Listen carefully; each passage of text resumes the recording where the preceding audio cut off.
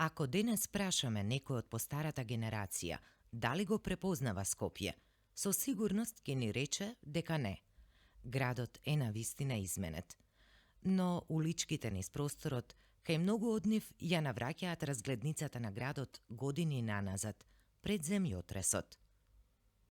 Спомените од скопските улички низ малата, од училишните клупи кои се уште ги носат и паметат. Ја паметат својата учителка, ги паметат своите први пишани букви, ја паметат својата прва училишна љубов. Приказни низ кои ја откриваме и разгледницата на старото училиште Гоце Делчев.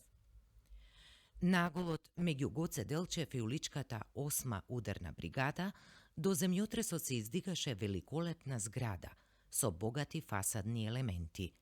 Спроти неа наголот имаше модерна повеќекатница.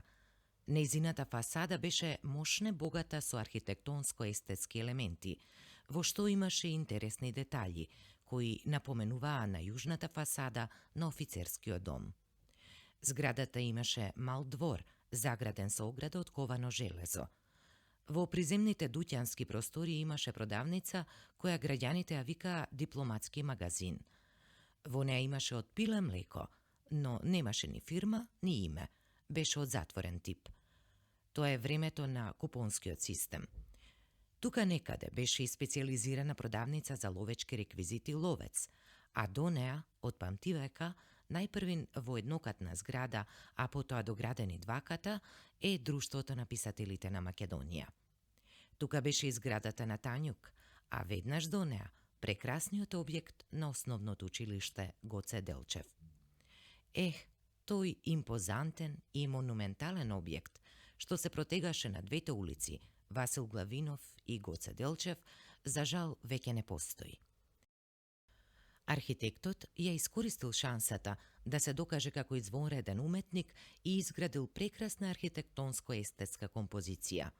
Најпрвин поставил скалила на дваката, потоа слободен простор и влез со 3 врати, а зад нив, внатре, широк антре и се тоа во елегантна полукружна форма. Од антрето кон катот водеа функционални скали со гелендери, ковано железо и врз дрвен рап. Зградата не допираше директно до тротоарите, туку меѓу железната ограда до тротоарот и зградата се протегаше зелен тревнест појас, која разбиваше монотонијата.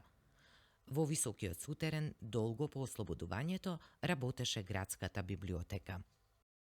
Горе, на приземјето и катот, имаше училници кои денес би биле модерни со својата функционалност, а ходниците послани со мозаика од пепелави и темни плочки во вид на геометриски форми. Во продолжение на трактот што излегуваше на улицата Гоце Делчев, имаше пространа сала во која се организираа разни манифестации и изложби. За училиштето, покрај убавите спомени и радосни настани, врзани се и трагични приказни. Меѓу нив и настанот кој зборува за периодот на борбите за ослободување на Скопје, 13 ноември 1944 година, која ја раскажува сторијата за трагичната смрт на ученичката од училиштето, болничарката Драга Божиновска, која го жртвуваше својот живот за да го спаси ранетиот борец. Моменти на сеќавање на прекрасната зграда во која беше сместено училиштето, сместено тогаш помеѓу денешните улици Даме Груев, Максим Горки и 27 март, денешна Никола Кљусев. Денес детскиот џагор се слуша од новиот сквер, кој го замени прекрасниот училишен двор.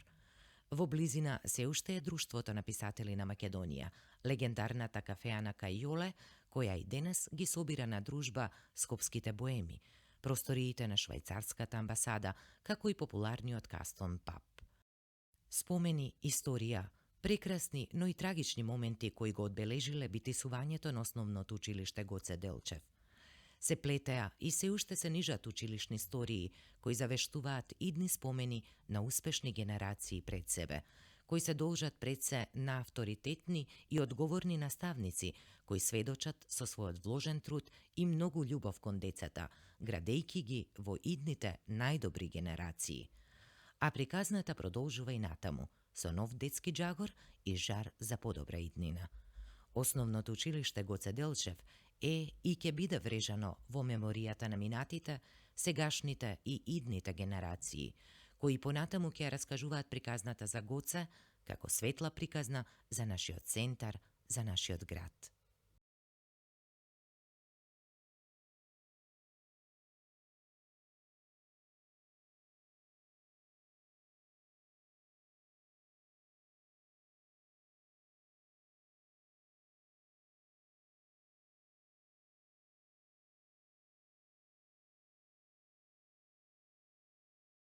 Во кое време вие учевте во училиштето Гоце Делчев? Во Гоце Делчев се запиша во учебната 1954-55 година и учев се до 61-62 година. Меѓутоа, негде кон крај на 50-тите години, пошто се дојде до констатација дека училиштето Гоце Делчев има многу голем број на ученици, се подели во две училишта – Гоце Делчев и Ленин.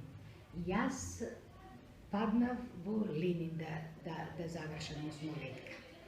Меѓутоа, пошто се констатира дека изградата е веќе мала да прими толку број на ученици, почна да се зида нов објект кој е ова, уствари, денешниот објект кај што се наоѓа Гоце Делчев. За жал, 63-та година се случи земјотресот и од септември требаше да почнат учениците да учат во оваа зграда. Зградата беше оштетена, меѓутоа не беше урната и се пристапи кон санирање на објектот. Додека учениците од Гоце Делчев беа префрлени во Тафталиџе, чесите го зидава Јан Амос Коменски и со тоа фактички Гоце Делчев згасна како училиште. Кои настани ви останаа во впечаток од вашето школување? Па прво ќе ја спомена мојата учителка Лепа Митрушева, која беше една многу блага жена, многу мајчински се однесуваше кон нас и знаењето ни го пренесуваше. Ние тогаш имавме по 3 до 4 часа, некако денеска по цел ден што се во школа, 3 до 4 часа. Не описменуваше прво буквите. Математика во прво делење учевме само до 20. Немаше понатака и не. Додека од 5 до 8 делење Милка Стојанова ми беше класна, предаваше математика, беше многу така енергична, стасита жена, строга, меѓутоа праведна. Исто така голем впечаток ми остави професорката по хемија, која ни влеа толку љубов кон тој предмет, на таков пластичен начин ни го објаснуваше, полн со стално идеше со цела лабораторија со себе, со епрувети, со се, да ние тоа визуелно можеме да го видиме, не само вербално, нешто што не ни е сватливо, него и визуелно. Исто така и професорката по физика, имавме доле во, да кажем, во сутеренот, имавме лабораторија, кабинет по физика, каде што исто така наставата уште во тоа време се одвиваше со примери, визуелно, не само вербално. Предмети, многу голем, морам да го споменам, професорот по книжевност, по македонски јазик, тоа Чатарошка, многу специфично презиме, меѓутоа, секој пат и до ден денеска тоа ми останало и на моите внуци го пренесува, дека секој пат кога кажуваат нешто, кога раскажуваат било што по било кој предмет да е, секој нешто треба да има свој увод, содржина и заклучок. Не може некој нешто да раскаже, а да иде директно на наставнот, да нема увод, што му претходело на тој настав, зашто се случил тој настав, секој зашто има своје затоа. И заклучок, што сакал писателот да каже со тоа што го кажал.